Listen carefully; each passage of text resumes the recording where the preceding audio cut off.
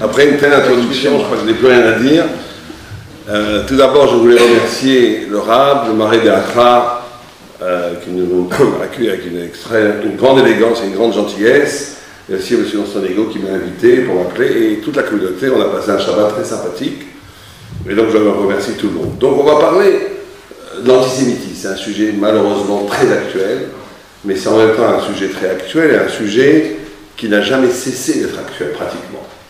On a cru qu'après la Shoah, le choc était tellement violent, l'assassinat de 2 millions d'enfants et l'assassinat de 6 millions de personnes juives, dont, et en réalité 12 millions d'humains, parce que dans les camps sont morts 12 millions de personnes, aurait mis un terme, et les gens ont cru vraiment que la Shoah était tellement puissante au niveau de l'horreur était tellement absolue, que c'était fini. Et dans les années 40, 50, 60, on a pu croire que bon. Et on voit que les verrous sautent un par un et que revient la bête féroce de l'antisémitisme tout le temps. Et donc, il y a énormément de discours sur l'antisémitisme. On écrit des livres sur l'antisémitisme.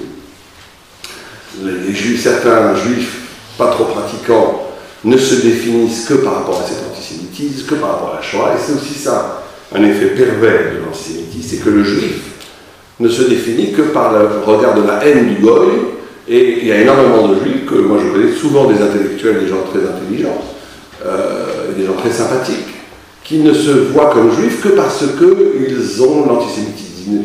Ce qui fédère les juifs, laïcs, très souvent, c'est la lutte contre l'antisémitisme, etc.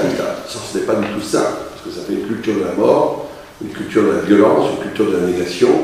Il y a certains philosophes qui ont écrit la question juive et qui voulaient définir le peuple juif que par la notion de l'antisémitisme, ce qui n'est absolument pas, bien entendu, la vérité thoraïque. Donc, il a juste une seconde. Oui. Si vous pouvez faire. Oui, bien sûr. L'Ilou Nishmat, à la mémoire de Régine, Rachem Ederi, Bat Chaviva Elbal. Et Gamken, Rabbi David Ben Shalom Messas. Rabbi David Ben Shalom Messas, c'est un Shavua Aziz. C'est ça. Et donc, on va essayer aujourd'hui, à partir des textes, à partir de la Torah elle-même, de comprendre l'antisémitisme, non plus à partir du script politique, sociologique, philosophique, ce qu'on connaît que trop bien, mais à partir des textes de la Torah elle-même. Puisque dans la Torah elle-même, dans le Talmud, dans le Zohar, dans les Midrashim, et on va voir même dans les Psukim, sont déjà mentionnées la notion d'antisémitisme. Et donc, il faut essayer de comprendre, à partir des racines de la Torah, pourquoi il y a ce phénomène. Quel est son sens thoraïque. Quand on le comprend, à partir de la Torah, d'abord, il est plus facile à cerner, et il permet aux Juifs de mieux se défendre et de mieux comprendre ce qui se passe autour d'eux. Donc, pourquoi est-ce que j'ai commencé à entamer cette réflexion sur l'antisémitisme? Parce que j'avais des copains non-juifs, j'en ai quelques-uns, qui étaient des antisémites, dans leur discours, mais ils me disaient, mais moi je ne suis pas du tout antisémite. Et je m'apercevais qu'ils avaient partiellement raison. Je me suis dit, c'est bizarre, je sens qu'il y a quelque chose d'antisémite chez eux, mais ils me disent qu'ils sont antisémites. Donc j'ai dit, allons voir ça de plus près dans les textes, et j'ai découvert qu'en vérité, d'après la Torah, il y a 4 formes d'antisémitisme, qui sont bien des fois une personne, le super antisémite, a les 4 formes en même temps, certains en ont 3, certains en ont 2, et certains en ont une. Et il ne faut pas mélanger ces formes. Parce que ça donne une arme aux antisémites. Quand on leur dit tu es un antisémite du type 1, il va dire pas du tout. Il a raison. Il est du type 2. Et si on est du type 2, il est du type 3. Et donc il faut bien comprendre, à partir des textes, qu'il y a 4 formes d'antisémitisme et on va développer ce propos. Tout d'abord, qu'assez extraordinaire, c'est que la Gemara en Shabbat, c'est Gemara en Shabbat Pétet Amud Aleph, 89, nous dit que pourquoi est-ce que le Sinaï s'appelle Sinaï? Parce que quand la Torah est tombée du ciel, Sinaï aurait une racine étymologique de Sina. Sina, ça veut dire la haine. Et la Gemara nous dit que quand la Torah a été donnée, ça a provoqué une haine des nations. Une haine des nations pour le fait même qu'on reçoive la Torah. Ce qui est bizarre, puisque la Torah, d'une certaine façon, a annoncé la bonne nouvelle de Dieu, la bonne nouvelle de la vérité, la bonne nouvelle qu'il y a un après-monde, qu'il y a un après la mort, etc. etc. Donc, et on a bien vu dans l'histoire de l'humanité que les non-juifs ont emprunté à la Torah énormément. C'est absolument extraordinaire de voir un paradoxe qui n'a pas été étudié encore, mais qui est frappant. C'est que d'un côté, la Torah a innervé le monde entier. Le christianisme n'existerait pas sans la Torah. L'islam, qui veulent nous faire la peau aujourd'hui, est une pâle copie de la Torah. Même d'après, ça c'est scientifiquement reconnu, mais même dans les pays de l'Extrême-Orient, d'après certains midrashim, ça c'est pas scientifiquement reconnu, mais on peut nous le penser. On dit que dans la paracha de cette semaine, Abraham Avinu a eu 2 fils, il a eu Ishmaël et Yitzhak, mais après il s'est marié avec Keturah, et il a eu 6 fils, on l'a lu aujourd'hui ce matin, et il a envoyé ses 6 fils vers l'Est, parce que c'était des gens pas très fréquentables, il les a renvoyés, et il leur a donné des cadeaux. Rachid dit, c'est quoi ces cadeaux? C'est les shem impurs, le nom divin, les noms spirituels, on va dire, impurs, qui est toute la spiritualité de l'Est. Et c'est pas un hasard si la première religion de l'Extrême-Orient, c'est le brahmanisme, qui est le synonyme de l'hindouisme, qui a donné le bouddhisme plus tard. Le brahmanisme a pour racine Braham, Abraham. Et leur déesse, c'est Sarai, Sarah, etc. Donc ça, effectivement, on ne peut pas le prouver, parce qu'on pourrait prendre que c'est une coïncidence, mais les textes nous disent que oui, qu'il y a eu aussi une influence judaïque des régions les plus éloignées. Mais même si on se limite à ce qui est scientifiquement attesté, historiquement attesté, c'est-à-dire la chrétienté et l'islam, ça que je ne sais pas exactement les chiffres, on est à peu près à la moitié de l'humanité. Et non seulement on est à la moitié de l'humanité, mais sans le christianisme, sans l'Occident et sans l'islam, le monde entier aurait été complètement différent. Même le Japon, même l'Afrique, tous ces pays-là sont complètement marqués par la civilisation judéo-chrétienne. Et donc on a un petit peuple, qui est le peuple d'Israël, qui a absolument transformé le monde, et pourtant, demandez à des professeurs dans les facultés, ils connaissent assez bien les religions islamiques, ils connaissent assez bien l'extrême-orient, ils ne connaissent rien du judaïsme. On a un paradoxe formidable, c'est que vous parlez même à des gens qui étudient le judaïsme. Ils sont complètement à côté de la plaque. Ils n'ont jamais compris l'essence du judaïsme. Donc on a quelque chose de paradoxal. C'est que le judaïsme est en même temps la source vivante de la culture universelle. Sans les juifs, on peut dire à chaque goy antisémite dans la rue, qu'il soit islam ou qu'il soit chrétien, sans nous, sans les juifs, tu n'existerais pas. Puisque toute ton identité vient de nous, de la culture juive, hébraïque, qui est passée par la Torah. Et pourtant, il y a non seulement cette méconnaissance et cette haine, ce qui est paradoxal, ils devraient nous adorer. Ils devraient nous faire des cadeaux tous les jours. Nous dire merci les juifs, grâce à vous, on a notre religion chrétienne, grâce à vous, on a l'islam, grâce à vous, on a la civilisation occidentale, etc. Alors c'est le contraire qui se passe. Et ça, c'est aussi un paradoxe curieux, qui a été rarement étudié. Et on va essayer de le comprendre aussi. Mais on voit donc, le Maharal de Prague a une explication très politiquement incorrecte. Il dit pourquoi est-ce que cette haine est venue en même temps que la Torah? Alors il ne faut pas trop le répéter, surtout il ne faut pas le prendre à la lettre, il faut essayer peut-être d'affiner l'idée, mais le Maharal le dit.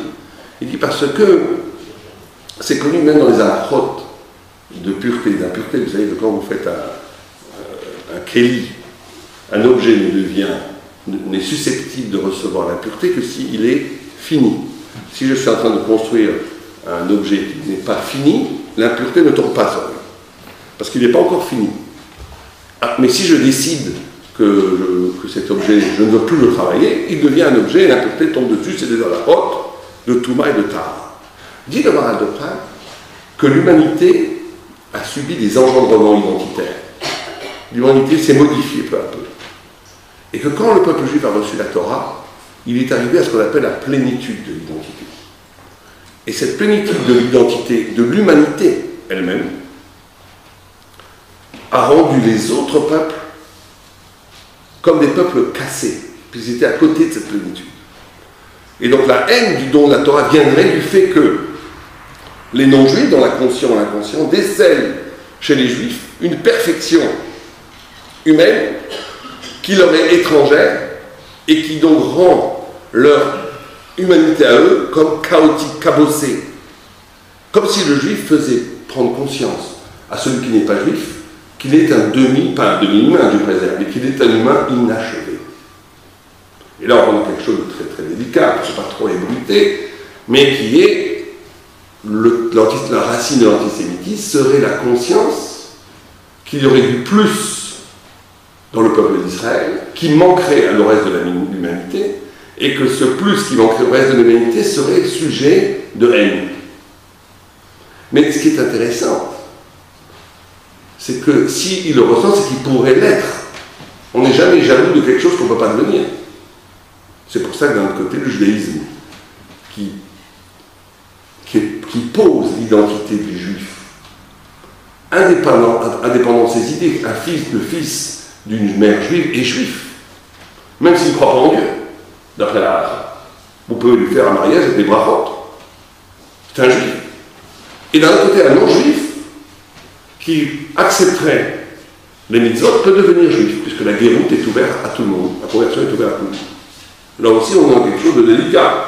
Alors, c'est quoi l'identité juive? C'est quelque chose d'indéfectible qui est lié à une sorte de peuple, ou bien un peuple spécial, ou bien c'est une adhésion à des idées. Comment ça marche? Et vous savez qu'il y a une grande discussion dans le Talmud. Est-ce qu'un non-juif qui a eu des enfants, qui se convertit au judaïsme, est-ce qu'il a la mitzvah de leur avoir des enfants? Ou est-ce qu'il a déjà fait la mitzvah avant de se convertir? En d'autres termes, cette discussion entre Resh Lakish et Rabbi Yochanan, un non-juif qui deviendrait juif, est-ce que ce qu'il a fait avant d'être sa conversion lui est compté? Une personne dit oui, une personne. Resh Lakish dit non, il est fini comme un nouveau-né, et Rabbi Yochanan dit oui. Et les commentateurs expliquent que la vérité, la discussion entre Rabbi Yochanan et Resh Lakish, ce n'est pas une discussion sur les convertis, c'est une discussion sur qu'est-ce que c'est le peuple juif. Et pour Rabbi Yochanan, pour Resh Lakish, le peuple juif, c'est quelque chose d'autre, qui n'a aucun rapport avec le reste de l'humanité, au point qu'un converti devient une personne tout à fait nouvelle, comme un tinoch chenolade, comme un enfant qui vient de naître. Donc toutes les fautes qu'il a fait avant ne le concernent plus. Et les mitzvot qu'il a fait avant ne le concernent plus non plus.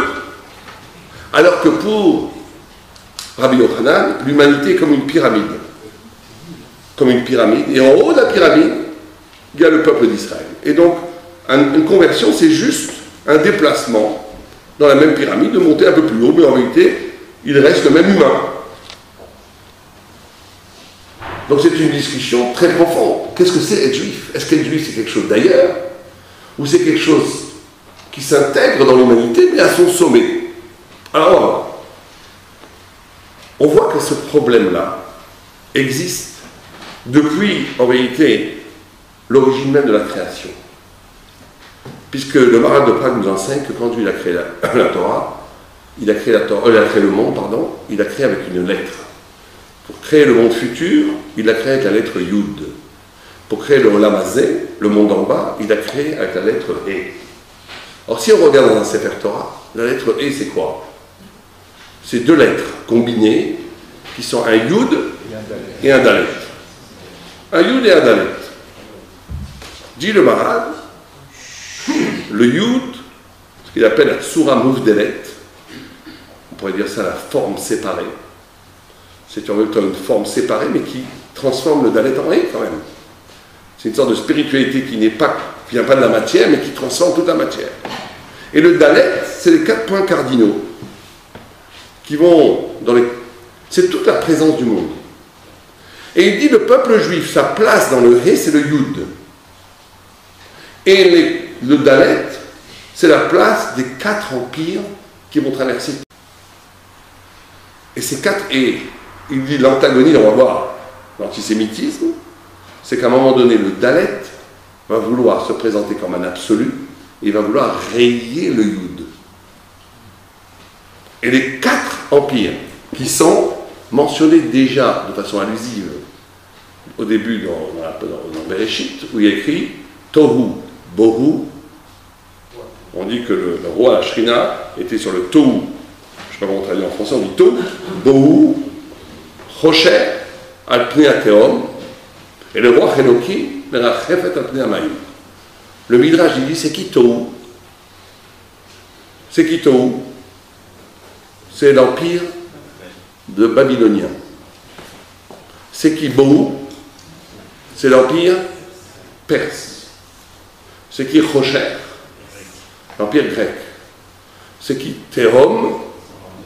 C'est Rome, Édom. On l'appelle Thérom qui veut dire l'abîme. On n'en voit pas la fin. On n'en voit pas la fin. Quand on dit qu'on ne voit pas la fin de l'Occident, c'est pas juste qu'une question de temps. Non seulement c'est le plus long, l'Occident se présente, même nous-mêmes, on a du mal à imaginer le monde sans le système occidental. On a du mal.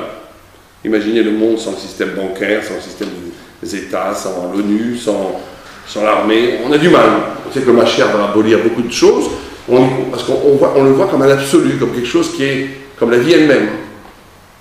C'est un théorème. Et après on dit, et le roi Elohim, l'Esprit de Dieu, plane sur l'eau. Dit le Midrash, c'est quoi cette eau? C'est les larmes que le peuple d'Israël se doit de verser pour faire venir le Mashiach. C'est le roi HaMashiach. Donc on a un programme cosmique, un programme universel, où on sait que le peuple juif va traverser 4 empires, et qu'au bout de cette traversée des 4 empires, le Mashiach va venir. Or, chaque empire représente une force du Dalet. On va voir que ce n'est pas un hasard, c'est du Dalet. Vous avez remarqué que le symbole de la religion chrétienne, c'est un Dalet. Et c'est pas ça aussi, c'est par hasard. C'est que chaque empire va être un moment où la Torah va être mise en danger parce que chaque empire va présenter une facette de l'humanité comme un absolu contre l'absolu de la Torah. Et faire venir le Mashiach, c'est d'être capable de vaincre ces 4 moments historiques qui se représentent en vérité tout le temps, surtout depuis que Édom, puisque la faculté d'Édom, c'est de prendre les 3 premiers et d'en faire une bouillabaisse pour en faire un nouvel absolu. On va en parler. Donc on va les prendre un par un. Parce qu'en vérité, on est ici, ces 4 empires vont développer 4 formes d'antisémitisme qui n'ont aucun rapport l'un avec l'autre. Le premier empire, on a dit, c'est lequel? Babylonie. La Babylonie, c'était une civilisation assez extraordinaire, où tout tournait autour de la notion de gloire. Comme aujourd'hui, tout tourne autour de quoi, on va dire? L'argent, on va dire, hein? L'argent, le znout, je ne sais pas ce qu'on a trop, c'est ça qui fait tourner la baraque, la machine. Quand on était à l'époque de Babylonie, ce n'était pas l'argent. L'argent était méprisé. C'était la gloire, la beauté. Imaginez une civilisation, ils ont tué 10 000 esclaves pour construire les 7 jardins suspendus. C'est-à-dire que ce qui intéressait Nabuchodonosor, c'était la gloire. C'est pour ça que dans le rêve de Daniel, il le voit comme quoi? Comme un lion ailé qui vole avec des ailes d'aigle, qui vole très très très très très haut. Et dans le rêve de Nabuchodonosor, qui voit lui aussi les 4 empires, il voit, Daniel lui dit, toi tu es la tête d'or. Raj Da'av, tu es la tête d'or. La tête d'or, ça veut dire la tête la plus haute. Tu es la tête d'or. C'est une civilisation qui pose au centre d'absolu la beauté humaine, la gloire humaine, avant Dieu. C'est pour ça que Nabuchodonosor se faisait passer pour un Dieu. La beauté, la gloire humaine comme centre absolu de tout. Très grand danger, parce que la beauté a quelque chose de particulier dans la Torah, c'est que c'est quelque chose d'éminemment spirituel, contrairement à ce qu'on croit. L'esthétique est très critiquée par le Talmud, mais en même temps, il y a des textes incroyables, puisqu'on voit que d'un côté, vous connaissez l'histoire, d'un côté, on voit que la beauté est méprisée, puisque quand il y avait Rabbi Yoshua ben Yamla qui était très très moche, mais très laid, très laid. Et il fréquentait la cour du roi, de César, et sa fille était une sorte de philosophe qui voulait discuter avec le rabbin, et elle lui a posé de façon insolente, elle a dit Chochva, Mais Foueret, une franchement aussi splendide que la tienne, Bekeli, Merroir Kazé. Elle dit, comment est-ce qu'on peut avoir une telle intelligence comme toi, qui était très intelligente, dans un camp aussi affreux? Lui, il ne s'est pas vexé. Il lui dit, mais où est-ce que ton père met le vin? Ben, elle a dit, dans une jarre. Dans des jarres, dans la cave du roi, du palais du roi. Il dit, mais ceux qui mettent le vin dans les jarres, c'est les paysans. Toi, ton père, c'était César. Il faut le mettre dans des cruches en argent, en or. Et donc, elle ordonne, elle dit, oui, tu as raison, elle ordonne qu'on mette tout le vin dans des cruches en argent. Et quand le César veut boire son vin, le vin, bien entendu, a tourné. Donc, il est furieux. Et il veut tuer le sommelier. Il dit, non, c'est ta fille qui m'a ordonné. Il a fait, qu'est-ce que t'as fait? Il dit, mais c'est Rabbi, il a fait revenir Rabbi Yoshua. Il dit, je voulais donner une leçon à ta fille. Que quand c'est beau à l'extérieur, ça se pourrit à l'intérieur. La beauté rend idiot. C'est ce qu'on dit, sois belle et tais-toi. Vous connaissez, excusez-moi madame, l'expression. Quand on est belle, très souvent les mannequins sont idiotes. C'est des clichés, mais ce cliché renvoie à une certaine réalité. Mais pourquoi? Alors la fille de ça, elle dit, mais vous avez chez vous des rabbins très beaux. Rabbi Yochanan était très très beau, par exemple. Il se mettait, vous savez que Rabbi Yochanan était tellement beau qu'il se mettait devant le mikvé. Aujourd'hui, un rabbin fait ça, on le met en prison. Il se mettait devant le mikvé quand les femmes sortaient du mikvé, parce qu'elle voyait Rabbi Yochanan était tellement beau qu'elle faisait des beaux enfants. Il y a énormément de textes psychosomatiques dans le Talmud. Donc on voit que... Alors il lui a dit, il lui a répondu, mais s'ils avaient été moches, ils auraient été plus intelligents. La beauté embête. Pourquoi? Alors le texte, le Maharal de Prague principalement, explique, il dit parce que la qualité principale pour l'intelligence, c'est la capacité d'être curieux, de s'étonner, l'étonnement, la capacité d'être intéressé par ce qui n'est pas soi, la capacité de s'ouvrir à des dimensions étrangères à moi-même. Plus quelqu'un est tourné vers lui-même, ne s'intéresse pas à l'autre, plus il devient idiot. Donc, l'étonnement, d'ailleurs, vous savez que quand Dieu a créé le monde, Tohu Bohu Yetzira, c'est une formule imparable. Ça veut dire que penser véritablement, rentrer dans un système d'intelligence, c'est toujours Tohu Bohu Yetzira. Tohu, c'est étonnement. Cet étonnement, c'est d'être capable de rentrer quelque chose que je ne connaissais pas dans ma conscience, qui me balbelle, ça fait Bohu, ça fait un... parce que je ne savais pas, donc ça change toutes mes références. Et après, création, je suis obligé de rebâtir. Et un bébé, un enfant de 2-3 ans, il le fait, il ne pourrait pas vivre sans ça. Il ne savait pas il apprend des choses, ça le rend confus, il rend une sorte de confusion, bouleversement, et après il est obligé de reconstruire. Et plus quelqu'un grandit, plus il le fait. Et j'avais un grand rave qui me disait, la plupart des gens, ils s'arrêtent à 12 ans, 13 ans. Les gens très intelligents, ils continuent jusqu'à 15 ans. La plupart des gens, ils construisent un système assez puissant, une sorte de programme dans la tête, où ils peuvent toujours rentrer tous les événements qui leur arrivent, mais ils ne pensent plus, ils sont morts. Et ce rab me disait, Atamit Rachab, c'est celui qui n'arrête jamais. C'est pour ça que quand vous allez voir un tzaddik, il est toujours intéressé, il a un regard, je sais pas si vous avez remarqué, quand vous allez voir un grand tzaddik, il a un regard, il essaie de capter qu'est-ce qu'il y a de singulier chez vous. Il essaie d'être étonné. Parce que chaque rencontre, chaque personne, c'est un événement. Alors ça, on voit que la Torah embête, la beauté embête.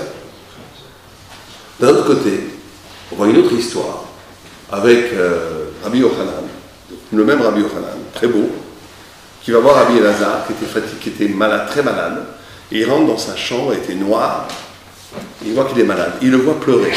Il lui dit, pourquoi tu pleures?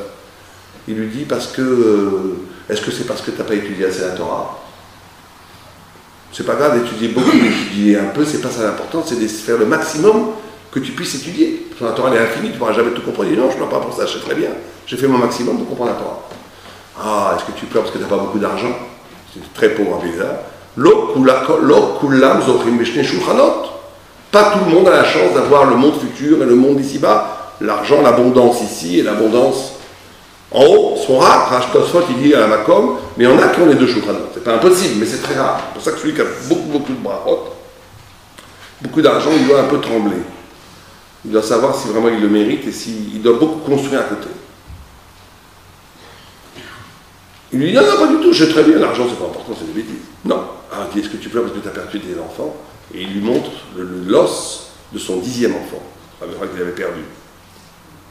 Il lui dit, non, je ne pleure pas pour les enfants. Pourquoi? Parce que je sais que chacun doit vivre, le Gaon de Vilna explique ça très longuement, il dit, nous on croit qu'on existe et que le temps nous abîme de l'extérieur. Eux, ces grands rabbinim, ils avaient compris que chacun a une vie, un temps. Aujourd'hui, on a découvert ça dernièrement, on le savait depuis 2000 ans, il y a ce qu'on appelle la pendule biologique. Quelqu'un, et ça le Gaon de Vilna le dit, un papillon, il a une vie d'un jour, un éléphant de 100 ans, et chaque homme a un temps qui lui est donné, c'est sa vie. C'est pas qu'il existe et que le temps t'abîme de l'extérieur. Tu n'as qu'un temps. Donc je sais très bien que ceux qui meurent à 100 ans, à 10 ans, à 20 ans, c'est pas important, chacun a vécu la vie qu'il devait vivre. Alors pourquoi tu pleures? Si tu pleures pas pour les enfants qui meurent, tu pleures pas pour la Torah, tu pleures pas pour l'argent, pourquoi tu pleures? Je pleure parce que tu es beau. Et que cette beauté un jour va se pourrir sous la terre. Et là il dit, ah, si tu pleures pour ça, moi aussi je pleure avec toi, ils se mettent tous les deux à pleurer. Alors d'un côté on te dit que la beauté, ça rend idiot, que c'est la pire des choses. De l'autre côté on te dit que c'est la seule chose sur laquelle il faut pleurer. C'est bizarre. Il y a d'autres histoires. Rabbi Akiva, par exemple, qui a rencontré une femme très belle, qui n'était même pas juive, et il rigole, il pleure, il crache. On dit, pourquoi tu pleures? Il dit, je crache, que cette beauté n'a aucune importance, c'est dégoûtant. Je ris parce que cette femme un jour se convertira et deviendra ma femme, c'était la 3e femme de Rabbi Akiva. Et je pleure parce que cette beauté un jour va pourrir sur la terre. On dit, alors tu craches et tu pleures. La contradiction, elle est dans la même histoire. En réalité, ce n'est pas du tout une contradiction. Le Maharal, il dit qu'il y a deux formes de beauté. Il y a une beauté qui fait que la personne ne vit que pour elle-même. Elle devient l'objet du regard des autres. Elle ne vit que sous l'objet du regard des autres. Et donc elle devient un être, elle devient un objet. Elle devient un être mort. Elle est instrumentalisée par le regard de l'autre. Elle n'existe plus. Elle devient idiote. Elle fane toutes les possibilités de vie intellectuelle et spirituelle. Au point où la Gemara nous dit quelque chose d'incroyable. La Gemara nous dit que pourquoi est-ce qu'on appelle un sorcier? Parce qu'un sorcier peut tuer quelqu'un que Dieu avait prévu qu'il vive encore 10 ans. Moi, c'est pas une Gemara, je dis hérésie. Personne ne peut décider qu'un autre meurt si Dieu l'a pas voulu. Et pourtant la Gemara le dit. Rashi nous sauve, il explique, il dit pourquoi. Il dit que si tu crois au regard du sorcier, par exemple, si je prends ce verre, il n'a pas de destin. Ce verre, il n'a pas de destin. Si je veux le détruire, je peux le détruire. S'il est à moi, il n'est pas à moi de ne pas le détruire, mais s'il est à moi, je peux le détruire. Donc il n'a pas de destin, il dépend de ma volonté. Quand quelqu'un il croit au pouvoir du sorcier, quand quelqu'un il croit au regard de l'autre, il annule sa dimension humaine, il annule sa dimension de liberté, il annule son destin au point qu'il devient victime de la volonté d'un autre. Au point qu'un sorcier peut le tuer alors que ce n'était pas prévu qu'il meure. Il y avait un très grand rave, une fois un sorcier est venu pour l'attaquer. Il y avait des grands combats de sorciers de rabbins dans la Gemara. C'est incroyable. Ils n'ont rien inventé dans les derniers livres. C'est des combats incroyables. Et un sorcier vient attaquer le rabbin, le grand rave, et il dit vas-y. Il dit quoi tu fais pas? Parce qu'il connaissait très très bien la sorcellerie, la contre-sorcellerie, les rabbins. Il a dit non, je ne fais rien. Si Dieu veut que tu me touches, tu me toucheras. S'il ne veut pas, tu ne pourras rien faire. Et le sorcier commence à lancer ses rites, et rien ne se passe. Parce qu'il s'était mis hors, il ne croyait plus en ses pouvoirs. Le fait qu'il ne croyait plus au pouvoir de l'autre, l'autre a perdu ses pouvoirs. Donc la beauté rend idiot parce qu'elle place la personne, elle déshumanise. Parce qu'elle le rend objet. C'est la pire des choses.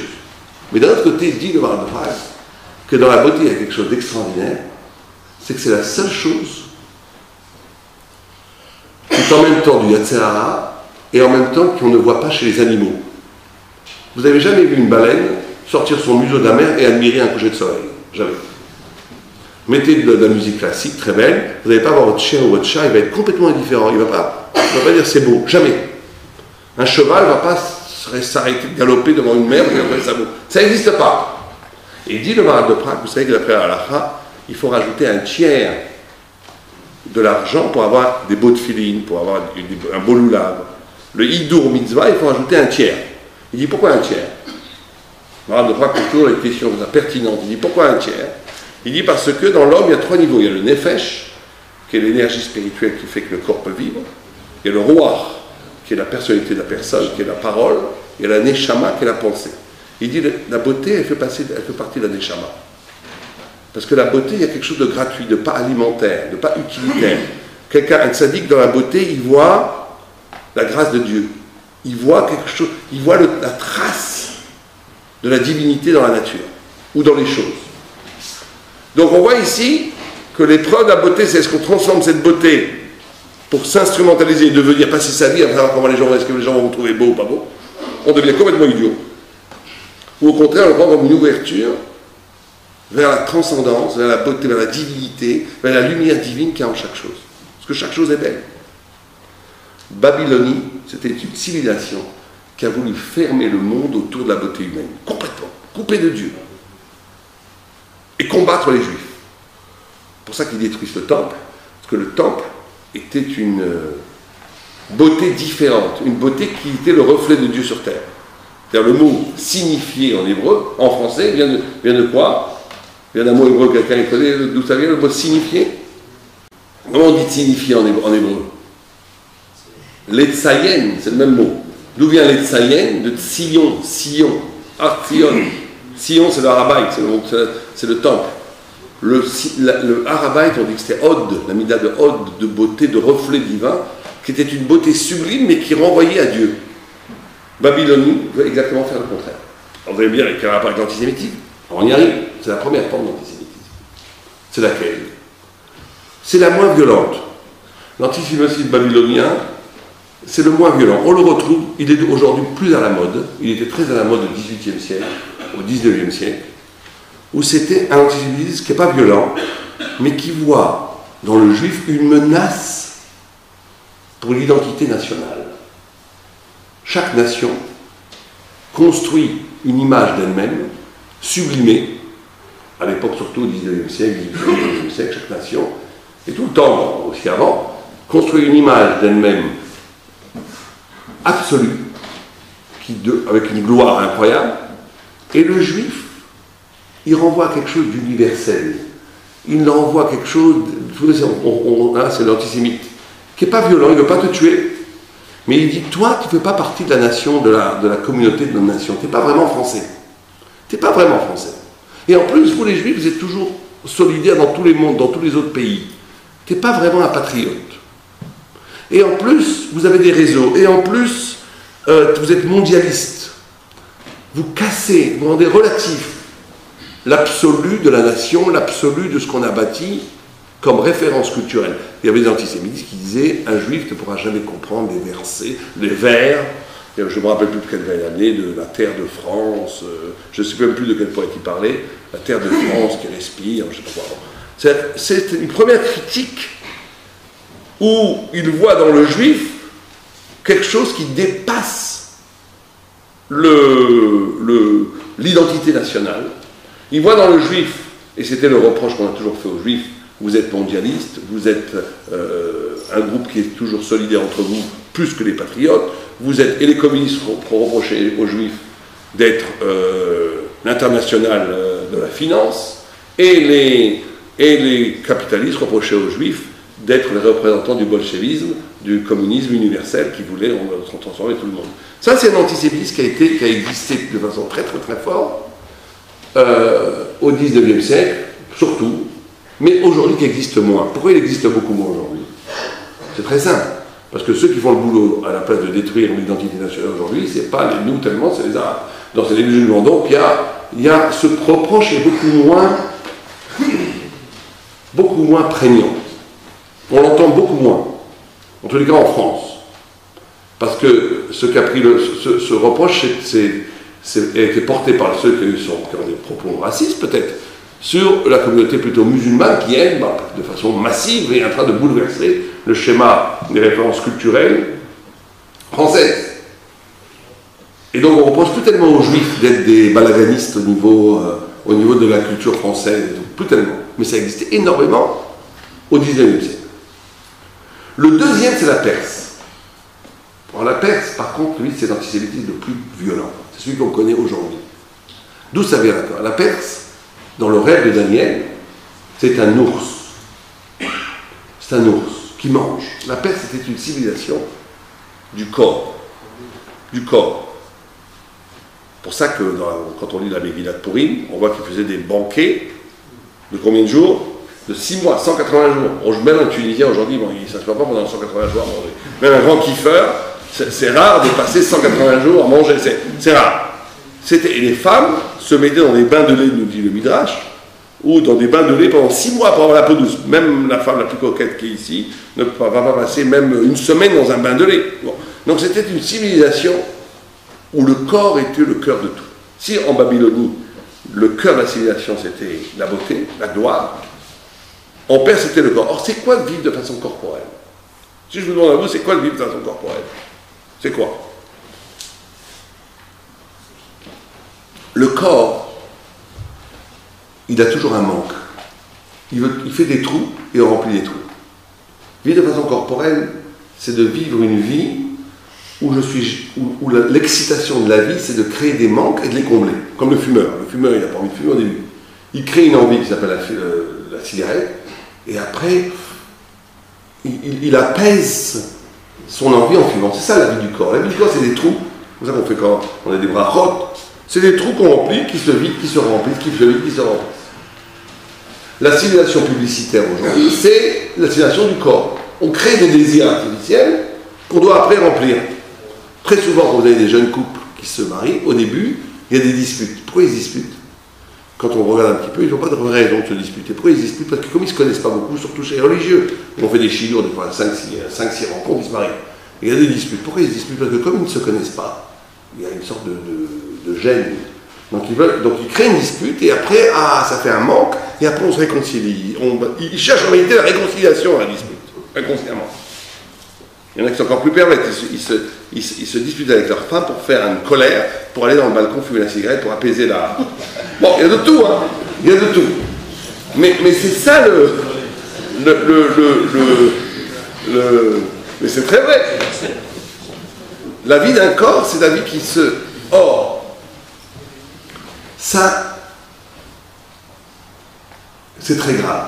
Pourquoi c'est très grave? Parce que la frustration, quand on n'a pas ce qu'on désire, ça rend les gens comment? Violents. Violents. Très violents. Ça peut arriver même jusqu'au meurtre.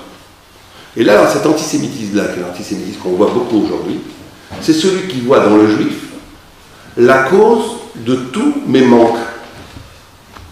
Pourquoi j'ai pas d'argent? Parce que les juifs prennent l'argent. Pourquoi j'ai pas X? Parce que c'est ça. Qui c'est qui nous a servi? C'est les juifs. C'est l'idée du juif diabolique, satanique. C'est toute cette vie. C'est une haine parce que la pulsion du corps, c'est une pulsion très très forte. Quand il manque un désir, quand le désir manque, quand quelqu'un veut du désir et qu'on lui enlève son désir, et qu'on lui dit, mais celui qui t'enlève le désir, c'est la figure du juif, ça crée l'antisémitisme violent, très dangereux, qu'on voit aujourd'hui, notamment dans la jeunesse, bon, pas dire trop les choses, mais tout le monde comprend ce que je veux dire, il y a un antisémitisme violent, qui était l'antisémitisme nazi. Il faut bien comprendre, les nazis, c'était exactement ça. Ils voyaient dans les juifs toute la cause de tous les problèmes. L'antisémitisme nazi, c'était l'antisémitisme perse. Parce qu'ils voulaient détruire le juif. Le premier antisémitisme, il n'est pas du tout violent. Il ne veut pas se marier avec toi, tant mieux. Il ne veut pas t'inviter à ta table, tant mieux. Nous aussi, on ne veut pas, donc ça va très bien. Il dit, tu ne fais pas partie de la communauté nationale, tu n'es pas vraiment français. Bon, on peut vivre avec ça, c'est pas très grave. Et ils ont raison, on n'est pas vraiment français. Nous, notre capitale, c'est Jérusalem, c'est pas pareil. Ils ont raison, c'est pas très grave. Mais le deuxième antisémitisme, c'est pas qu'il ne veut pas de toi, c'est qu'il veut te tuer. Pourquoi il veut te tuer? Parce que c'est la frustration corporelle. C'est la frustration des pulsions. C'est celui qui voit dans le juif la raison de tous ses manques. Ce genre d'antisémitisme est très, très, très, très, très, très, très grave. Et c'est celui qui aujourd'hui, malheureusement, c'est celui qui a dominé autour du nazisme, qui a été après arrêté avec l'effet très puissant de la Shoah. Mais maintenant, pratiquement tous les verrous ont sauté, et on est au stade d'un antisémitisme déclaré, où la cause de tout, c'est les juifs. Ils sont incroyables, certes, les antisémitistes de ce type-là, ils voient des juifs partout.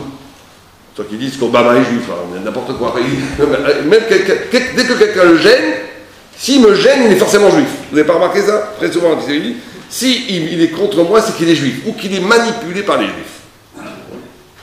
Ça, c'est un antisémitisme qui vient des Perses.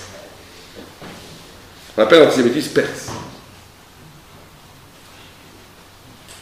Et il y a un troisième antisémitisme, qui lui est l'antisémitisme grec.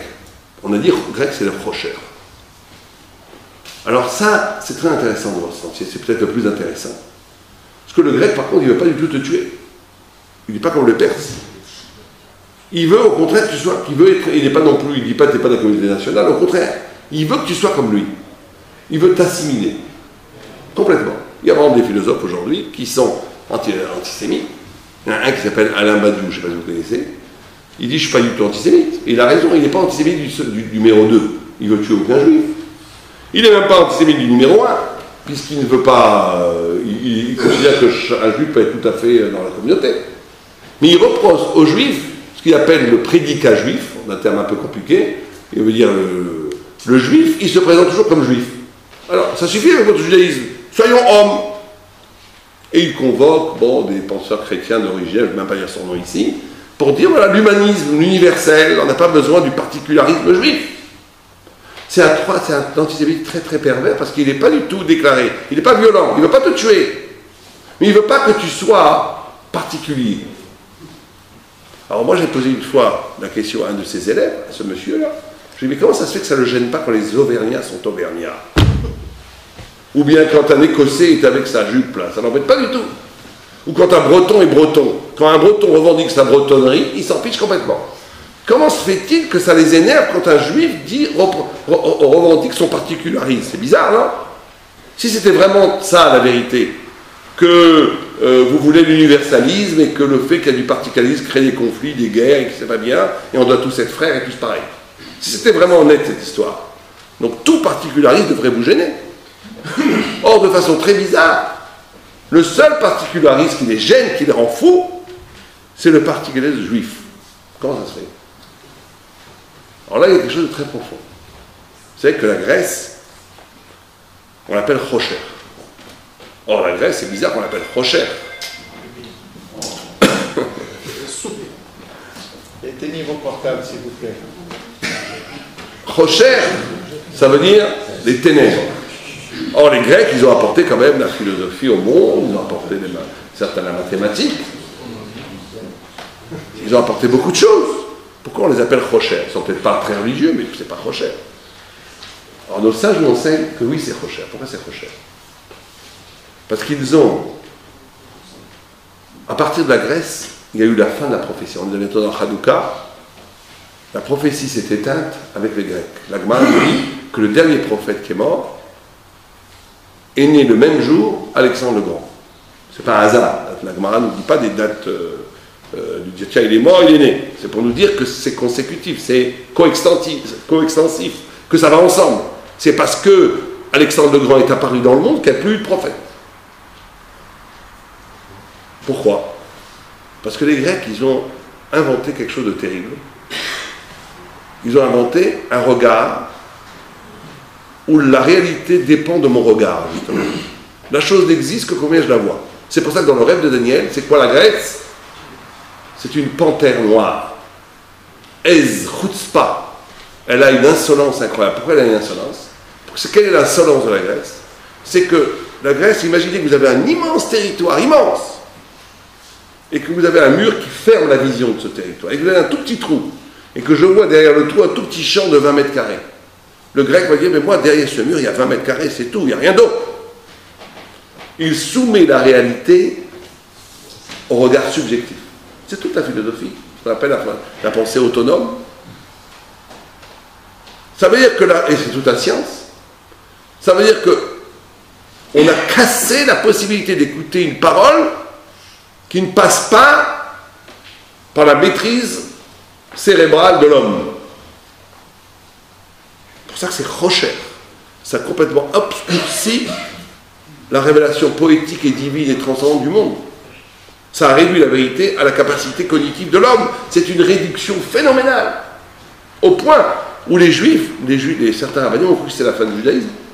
Quand les juifs ont été hellénisés, il n'y a plus eu de prophétie, Certains ont dit c'est la fin des haricots, puisque la Torah c'est la prophétie. À l'époque, la Torah se manifestait sous des formes prophétiques. S'il n'y a plus de prophète, il n'y a plus de Torah. Le grand miracle, c'est que la Grèce, et c'est les lumières de Hanouka,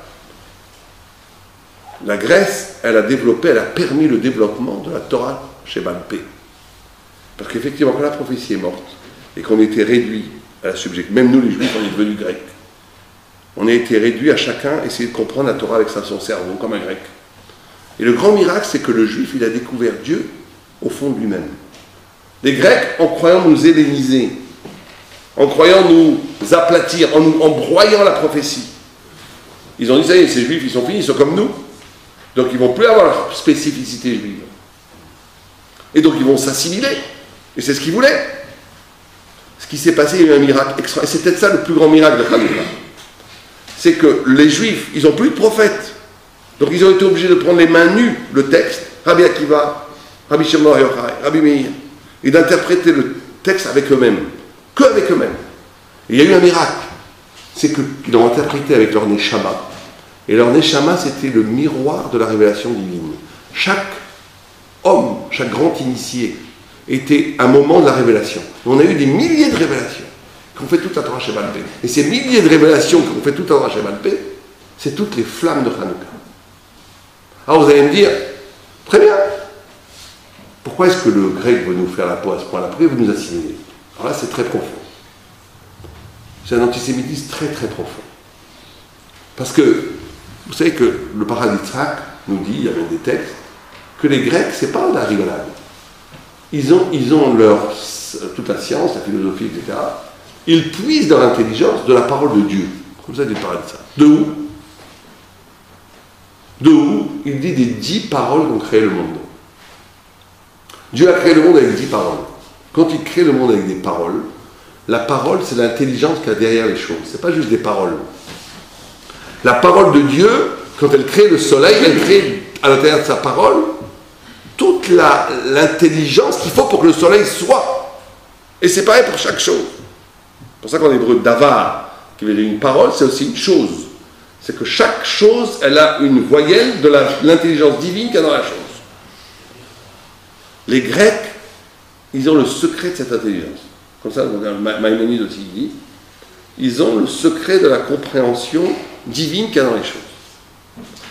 Les Juifs, ils ont aussi ces 10 paroles, mais ils ont 10 autres paroles. Quelles sont les 10 autres paroles qu'ils ont? Ce qu'on appelle les 10 commandements à tort. C'est pas quoi, Dvarim, c'est pas des comme la salade d'Ivrot, c'est pas des paroles, on va dire les 10 propos. Les 10 commandements, on va dire. Or, qu'est-ce qui tourne autour des 10 paroles qu'ont créé le monde?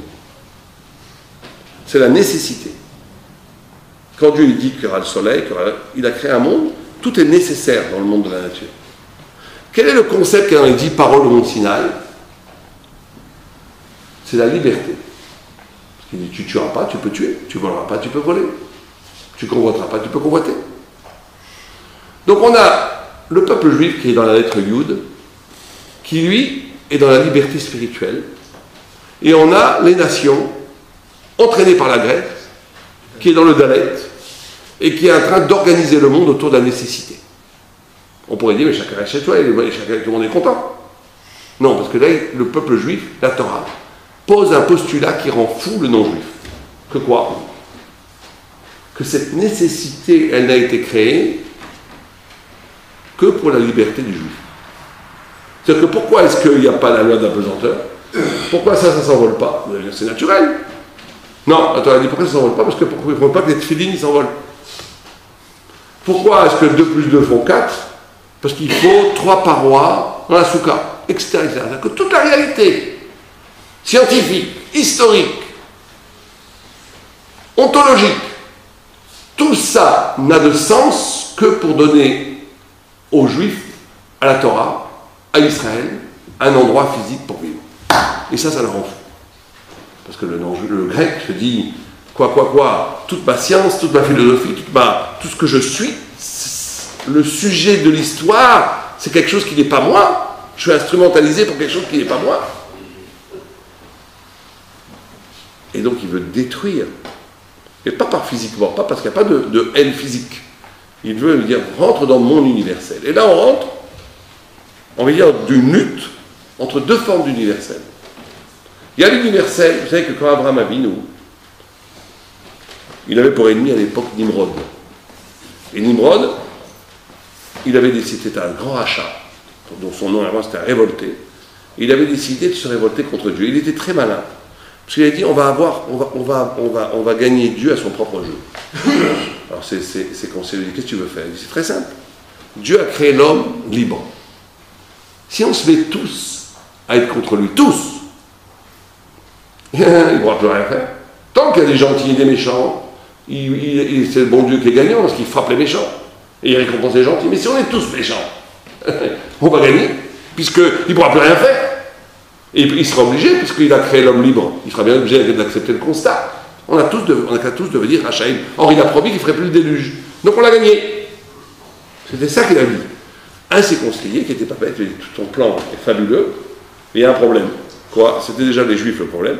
Il a dit, il y a un problème, il y a quelqu'un qui est au-delà du fleuve, c'est de là que vient notre mot hébreu, Ivri, Over Anahar, il est de l'autre côté du fleuve, avec son bâton, son âne, tout seul.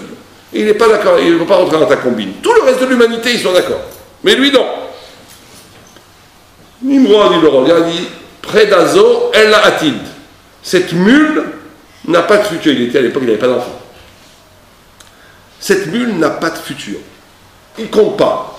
Il ne compte pas vraiment puisqu'il n'a pas d'enfant. Donc le plan va marcher. Regardez comme c'est extraordinaire. Vous auriez mis n'importe quel journaliste du Monde, de Libération, de ce que vous voulez, Figaro, de ce que vous voulez à l'époque. Et même nous-mêmes, soyons honnêtes. Vous voyez Nimrod à la tête de l'ONU. Toutes les nations sont d'accord avec lui. Toute l'humanité est derrière lui. Toute la presse, toutes les armées, tout le monde. Et vous avez un misken, un juif de 100 ans qui n'a pas d'enfant, avec un âne, avec un bâton. Qui c'est qui est gagnant? Sur qui on aurait misé? Est-ce qu'on aurait misé un copec sur Abraham Avinu? Or, 3000 ans plus tard, Nimrod, il ne reste même plus une colonne, il ne reste rien. Et toute l'humanité est portée par Abraham Avinu. Parce qu'en réalité, il y a deux formes d'universel. Il y a un universel en extension, Internet, la puissance monétaire, l'ONU, le politique, qui est en réalité un château de cartes. Celui qui aurait vécu chez les Romains, il aurait pu croire que le Rome est éternel, que les Roms ne peuvent pas s'écrouler. Or, il n'y a plus de Rome, il n'y a plus que le Colisée. Grec, c'est pareil. Il y a une autre forme d'universel, c'est l'universel en intensité. C'est-à-dire que le juif, Abraham Avinu, inaugure une posture de vérité où cette vérité, elle est tellement forte qu'elle n'a pas besoin du nombre. Elle n'a pas besoin de la puissance.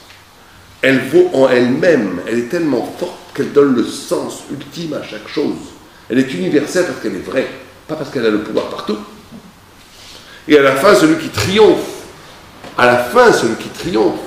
c'est celui qui possède l'universel en intensité, pas en expansion. Yaakov, en hébreu, c'est Yud Kov. Yud, c'est un futur, Kov, ça veut dire pourriture, mort. Le juif est toujours celui qui est capable de donner un futur à ce qui est donné pour mort. On a annoncé la mort du peuple juif des centaines de fois. Ceux qui l'ont annoncé sont morts depuis longtemps, et nous on est toujours là.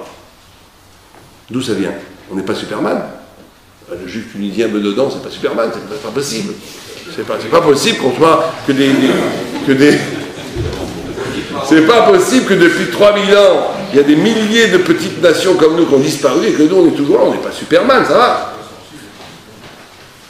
C'est impossible. Ben c'est simple. Le peuple juif, il est éternel parce qu'il est lié à Dieu. C'est le Yud, c'est le reflet de Dieu. C'est pour ça qu'il est comparé à la lune, parce que la lune, c'est le reflet de Dieu. Et ben, le peuple juif, c'est le reflet de la lune, c'est le reflet du soleil. Le peuple juif, c'est le reflet de Dieu. Celui qui est lié à Dieu, il est éternel. La Torah, elle triomphe tout le genre, elle a influencé le monde, tout simplement parce qu'elle est vraie. Il n'y a pas besoin d'autre explication. La Torah est éternelle parce qu'elle est vraie, il n'y a pas besoin d'autre explication. Ça, c'est un universel en intensité. Et ça, le troisième forme d'antisémitisme, il ne le supporte pas. Parce qu'il dit, il sent, pourquoi il ne s'est pas embêté par le particularisme auvergnat? Parce que le particularisme auvergnat, ou breton, ou corse, il ne met pas du tout en danger l'universel grec. C'est une déclinaison de l'universel, c'est pas grave. Il y a des particularismes, chacun peut être particulier. Alors que le particularisme juif, il présente une forme d'universel qui rend caduque l'universel grec. Vous comprenez la différence? Puisqu'il montre que tout cet universel n'est pas absolu, puisqu'il est au service de la Torah. Donc ça les rend fous. Ça les rend fous. Au point où un certain rabbin disait, un grec qui n'est pas antisémite, c'est qu'il s'ignore. Parce que s'il comprenait jusqu'au bout, il serait forcément antisémite. Alors, vous allez me dire, tout ça, c'est l'histoire. Perse, Babylonie, Perse, Grec. Maintenant, c'est fini ça. Maintenant, parce que Édom, dans le rêve de Daniel, la dernière bête, c'est une bête qui dévore les 3 premières dans le rêve. Regardez dans la prophétie de Daniel, avec les dents d'acier. Et Édom a cette faculté de reprendre les 3 premiers. Édom, c'est la plus forte. Parce qu'elle reprend les 3 premiers, elle les massacre, elle les enveloppe, et elle les reproduit par une bête terriblement puissante. Comme ça, c'est écrit dans le texte. Terriblement, takif me'od. Elle a une vigueur exceptionnelle. Alors, déjà, le texte nous dit quelque chose d'incroyable, parce que tout est prévu dans la Torah, c'est incroyable. C'est qu'elle broie les autres civilisations et elle les redistribue de façon artificielle. Dans l'Occident, c'est extraordinaire comment il fait. Il prend la musique africaine, qui a une certaine profondeur, qui dit quelque chose de la terre, de la nature, de l'homme, qui dit quelque chose de fondamental. Elle en fait du rock'n'roll. Elle en fait quelque chose qui ne veut pas être la consommation culturelle. Elle en fait quelque chose qui est complètement vidé de sa profondeur. Le Maharal de Prague appelle l'Occident l'empire du vide, l'empire du rien. Et là, ça va très loin parce qu'on est dans un système où le but des dômes va être justement de créer un autre absolu. Si l'absolu de Babylonie, on a dit, c'était la beauté, la gloire humaine, qui va essayer de combattre la Torah, de remplacer l'absolu de la Torah. L'absolu de la Perse, c'était le corps, le plaisir physique, qui va essayer de une façon de vivre par le manque, qui fait remplacer, qui vient substituer le sens. On a dit la Grèce, c'était l'absolu de la pensée humaine. C'est l'homme qui détermine qu'est-ce qu'est la vérité. Donc la fin de la prophétie. C'est quoi l'absolu des dômes qui va concurrencer la Torah? C'est le plus puissant. Le plus puissant. C'est lequel? Vous savez lequel c'est? Quelqu'un a une idée? Si je vous dis c'est quoi l'absolu de l'Occident? Qu'est-ce qu'il veut? Au fond, qu'est-ce qu'il veut? Il veut quoi au fond? Non, ça c'est des Grecs. Tu es Dieu. Il voudrait être comme nous. C'est déjà comme supérieur. Il veut le néant, le rien. Parce que la seule chose qui peut, soi-disant, concurrencer Dieu, dans l'absolu, c'est le néant. Alors vous allez dire pourquoi il veut le néant. Alors regardez toute l'histoire d'Occident, et surtout aujourd'hui, il arrive, voilà, il parachève, où on va remplacer toutes les valeurs par des fonctions. Il n'y a plus de valeurs. Les valeurs. Aujourd'hui, en Occident, c'est ridicule. Et le Maharal de Prague dit ça au XVIe siècle, c'est ça qui est extraordinaire. Au XVIIe siècle, fin du siècle, c'est extraordinaire. Parce qu'à l'époque, c'était beaucoup moins évident qu'aujourd'hui. Il dit qu'il appelle l'empire du rien, Malchut HaEder, l'empire de l'absence, parce qu'il va essayer, il broie tout, parce qu'il veut créer que tout est relatif, qu'il n'y a plus de choses absolues. Aujourd'hui, même la médecine, elle doit être rentable. Pourquoi l'argent a pris autant de place? Pas parce que les gens sont plus radins qu'il y a 500 ans, c'est parce qu'on ne veut plus donner de sens. Dès qu'on dit oui, mais il y a le service public, il faut dire ouais, mais ça c'est des bonnes intentions, c'est pas très sérieux. Parlons sérieusement, business. Il n'y a plus de valeur. On avance, et c'est pour ça que même le mouvement artistique est un mouvement regardé dans l'Occident, où on va du figuratif à l'abstrait, à l'extrêmement abstrait, et après au concept. Maintenant, vous rentrez dans un musée de moderne, vous avez le triptyque de Duchamp, vous avez trois tableaux vides, et voilà, ça vaut 10 millions de dollars ou 100 millions de dollars, je sais pas combien ça vaut aujourd'hui. On vous met une cuillère, on vous dit l'océan chaoté, on fait n'importe quoi. Il suffit d'avoir une idée, ça marche. Pourquoi? Parce qu'on trouve ça un peu bébête quand c'est figuratif. Dès que ça veut dire quelque chose, c'est idiot. Donc il faut que ça ne dise plus rien, mais de façon absolue. C'est le néant contre la présence. Et le dernier combat du peuple juif, en sur l'Occident, c'est de présenter quelque chose, d'affirmer quelque chose de positif. Pas qu'il soit dans le nihilisme occidental, mais qu'il soit positif. Et qui a une force de vérité, de poésie, qui peut ébranler la puissance du néant. Et c'est très dur.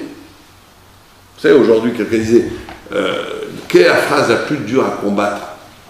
Aujourd'hui, quand vous essayez de ramener les gens, tu vois, quand vous parlez aux gens, quand vous avez un discours avec des gens, quand vous avez un discours sur les valeurs, c'est quoi la chose la plus dure à combattre? C'est 2 mots. C'est pourquoi pas. Il va vous dire pourquoi pas. Il dit vous aimez la Torah, ils vont rien contre vous. Lui, il veut se marier entre hommes, pourquoi pas. Bientôt, on va faire des mariages à la mairie entre les hommes et les chiens. On va vous dire pourquoi pas. Pourquoi pas? Si ça lui fait plaisir, pourquoi pas? C'est bon pour le chien, c'est bon pour les hommes. Il n'y a plus de valeur, donc tout est possible. Bon, pourquoi? Du moment qu'on ne tue pas les gens, pourquoi pas? Ce pourquoi pas, il renvoie au néant. Comme il n'y a pas de valeur, donc tout est pourquoi pas. Et dès que tu dis oui, mais quand même, il y a des hommes, les femmes, l'humanité, mais tout ça, c'est des. Qui dit que c'est vrai, pourquoi pas? Et donc on est dans le relatif absolu, et cet antisémitisme-là, c'est l'antisémitisme de la France occidentale, c'est qu'il reprend les 3 premiers. Il reprend les 3 premiers, et il ne supporte pas dans le juif une affirmation d'une valeur. Parce qu'il veut réduire tout à une fonction. Et donc, on ne comprend pas. Regardez comme c'est extraordinaire. Le monde du temple. Le monde du temple, c'est Dieu nous fait un sourire. Le monde du temple, on n'a pas le droit d'y aller. D'après la plupart des Rambam, les poskim, on n'a pas le droit d'y aller, nous les juifs. C'est karet. Et nous, on l'appelle Harabait, le monde du temple. D'autres l'appellent l'esplanade des mosquées. Et regardez l'ambiguïté. C'est que pourquoi on n'a pas le droit d'y aller? Parce que le Rambam, il dit, même si la Kedusha a été annulée, la Shrina se trouve toujours là-bas. Mais la Shrina, on ne peut pas le voir, c'est impalpable. La Shrina, la présence divine, est toujours là-bas. Mais on n'a pas le droit de monter dessus. Donc on a une Shrina, qui est l'endroit le plus sacré du peuple d'Israël, qui est le temple, qui est dominé par des étrangers, actuellement. Et donc tout ce... Et en même temps, c'est le lieu le plus sacré du peuple juif. Et on n'a pas le droit d'y aller. C'est exactement ça l'intrigue du peuple d'Israël aujourd'hui. C'est que c'est en même temps gommé et en même temps incroyablement présent. Et ça, l'Occident veut détruire chez le juif ce surplus. Regardez, dans tous les journaux, on dit mais comment ça se fait que vous êtes toujours à l'origine de tous les problèmes? Comment ça se fait? Parce qu'il y a quelque chose chez vous d'indécelable qui met le balagan, c'est la Shrina. Ils veulent combattre la Shrina. Et donc là, on a quelque chose ce combat, si vous préférez, entre l'Occident et l'Israël, ça va être très fort. Je crois que le Mashiach y vient. Pourquoi? Parce qu'on a dit au début qu'il y a un paradoxe. Et c'est ça, là on rentre dans des choses un peu profondes, un peu difficiles à comprendre. C'est qu'en même temps,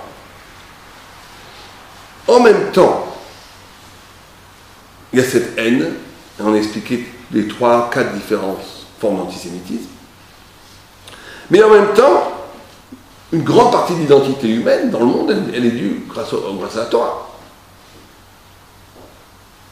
Et très souvent, on dit tout celui qui ne fait pas d'Avodah Zarah, tout celui qui ne fait pas d'idolâtrie, s'appelle Israël. Et donc ça veut dire qu'il y a une part dans chaque humain d'Israël. Il y a une part juive dans chaque humain, du moment qu'il ne fait pas d'Avodah Zarah. Donc comment ça marche? Alors il y avait un très grand rabbin qui disait que ce qui peut faire tomber les bras de l'antisémitisme, c'est la notion justement, pas de beauté, comment il disait de grandeur. Il disait que le messianisme, C'est quoi le messianisme? Après ces 4 épreuves, vient le souffle sur l'eau. C'est quoi le Messie? C'est quoi le Messie? Si on essaie de dire une formule lapidaire, qu'est-ce que c'était le Messie? Et c'est quoi la galoute? Ben, c'est très simple.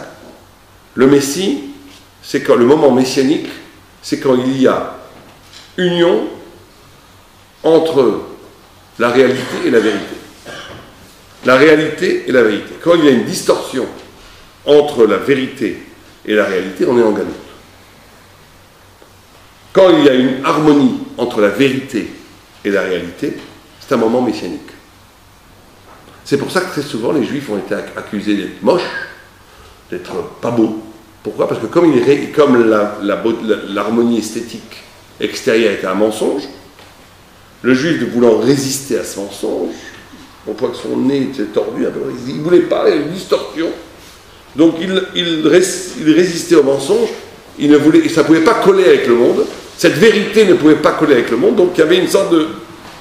C'est ça la galoute. C'est pour ça que certains grands rabbins, dont Rav Kook, a cru que le sionisme était un grand moment messianique, et c'est possible, même ceux qui ne sont pas d'accord reconnaissent qu'il y a quelque chose peut-être de messianique, parce qu'on dit quand l'histoire rencontre la Torah, quand la réalité rencontre la Torah, le retour du peuple juif sur sa terre, c'est un mouvement messianique. Certains diront le contraire. C'est l'État démocratique qui n'est pas basé sur la Torah, c'est la plus grande trahison de la vérité. Donc on est dans la galoute la plus forte. Bon, c'est la discussion sioniste, pas sioniste en Israël. Mais tout le monde est d'accord sur le principe que le messianisme, c'est quand la Torah s'incarne dans l'existence et quand l'existence s'inspire de la Torah. C'est pour ça que les grands tzadikim, qui vivent leur vie à partir de la Torah, ils vivent des moments messianiques. Une fois, on a raconté une histoire à un homme, un grand tzadik, qui étudiait la Torah, on lui a dit le Messie est venu. Waouh, il était super content. Il est sorti, il a ouvert la fenêtre, il a dit le Messie n'est pas là. Il dit d'où? Il dit je vois dans l'air.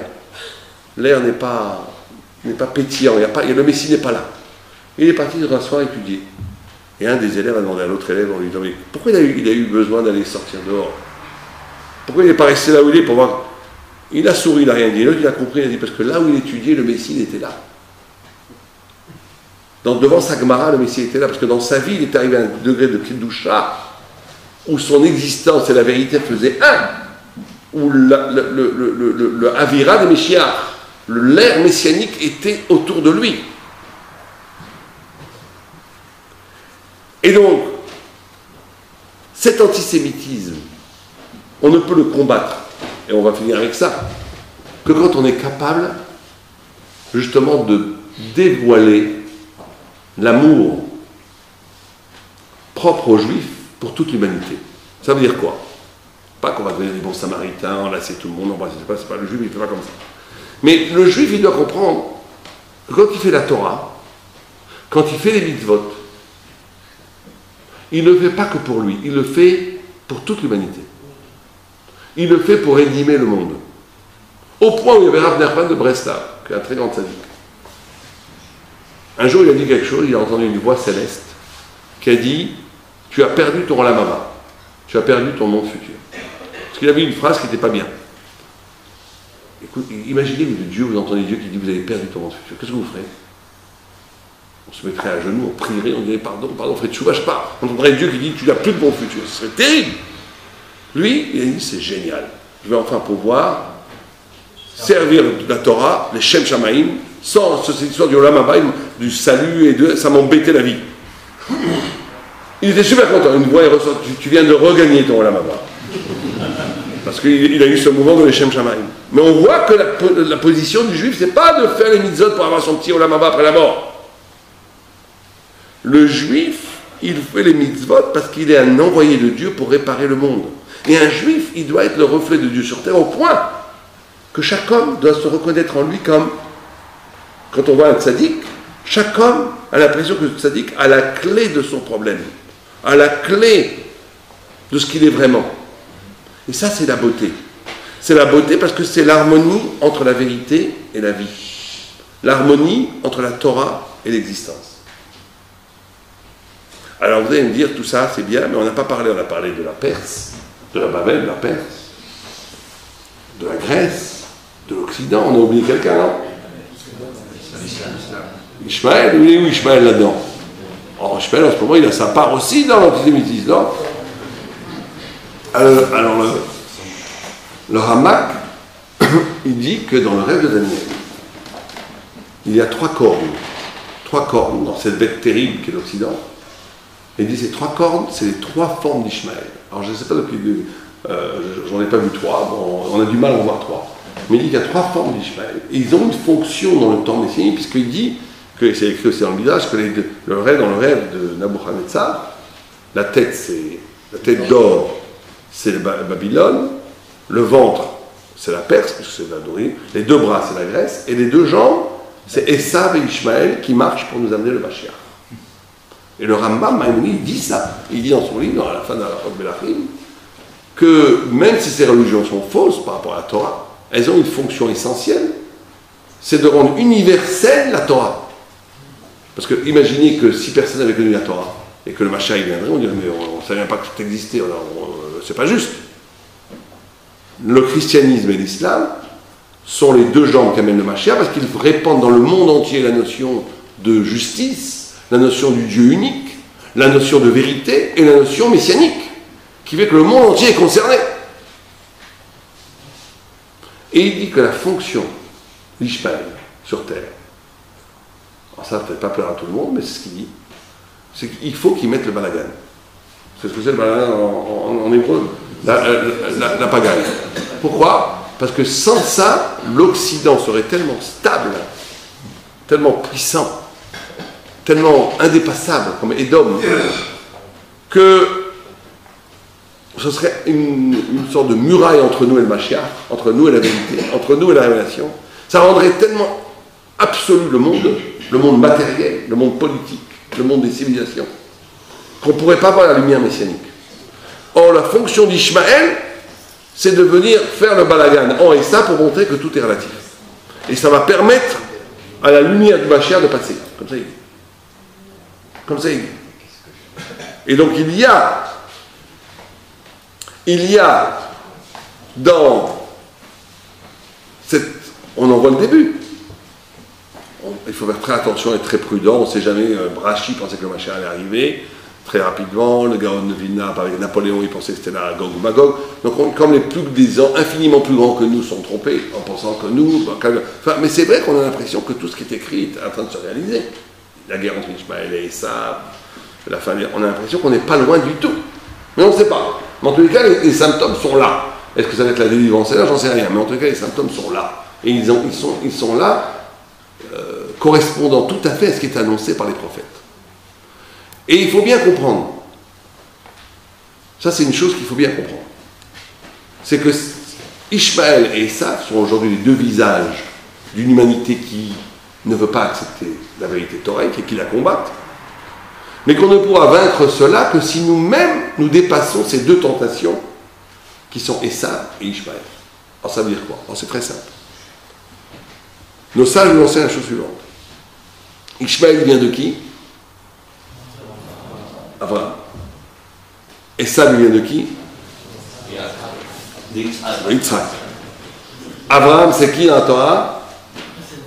Chesed. Et donc on a ici une déformation du Chesed dans Ishmaël. Dans Esav, on a quoi? Une déformation de la Midat Hadin. Alors c'est quoi ces déformations? Ben, c'est très simple. La notion de Chesed, c'est la notion de futur. C'est pour ça que le Rachamim, il y a le nom de Rechem. Rechem, ça veut dire le matriciel. Quelqu'un qui n'aime pas quelqu'un, il le juge pour ce qu'il est et pas autrement. Quelqu'un qui aime quelqu'un, il lui donne une chance.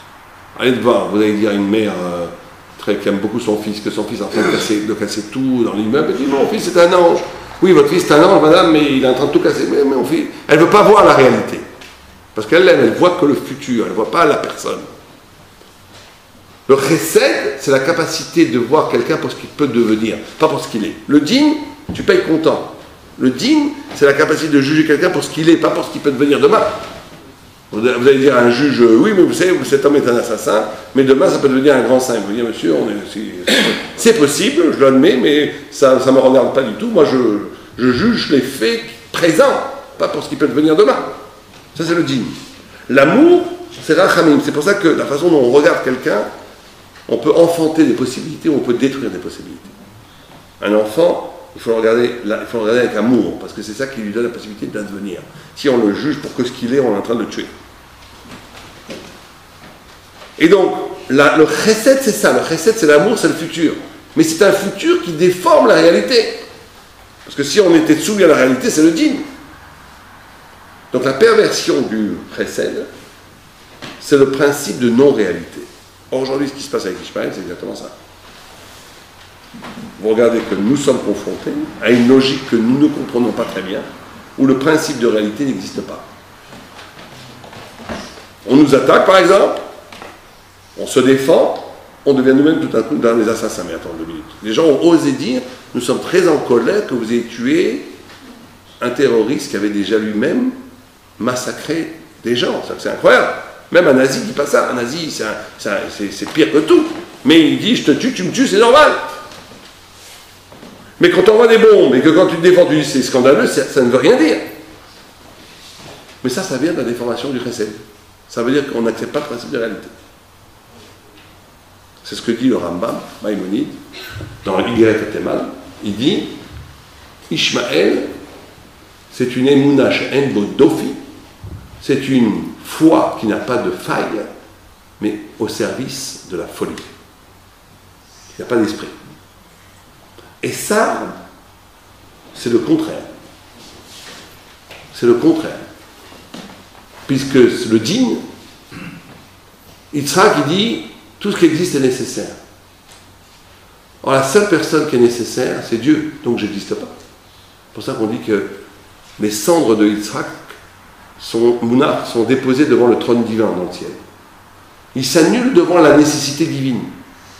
Et ça, il dit tout ce qui existe est nécessaire. Il apprend ça de son père. Or, j'existe. C'est le cogito, parce que j'existe, c'est une évidence que j'existe. Donc, je suis nécessaire. Donc, tout celui qui va contre moi, je le zigouille. Vous comprenez? Ça, c'est la formation de Midat Hadin. C'est l'Occident. Je viens de vous résumer toute l'histoire de l'Occident. Tous ceux qui se lèvent contre l'Occident, ils ont été décapités. Les Indiens, les Africains, toute la colonisation, toute l'histoire pourrait être résumée à ça. Yitzhak, il dit, tout ce qui existe est nécessaire, en quelque Dieu qui est nécessaire, donc j'existe pas. Donc c'est l'humilité radicale, c'est l'effacement face à la lumière céleste. C'est le juif qui s'abîme dans l'étude de la Torah, qui n'existe pas vraiment, il n'y a que Dieu qui existe. En od milvado.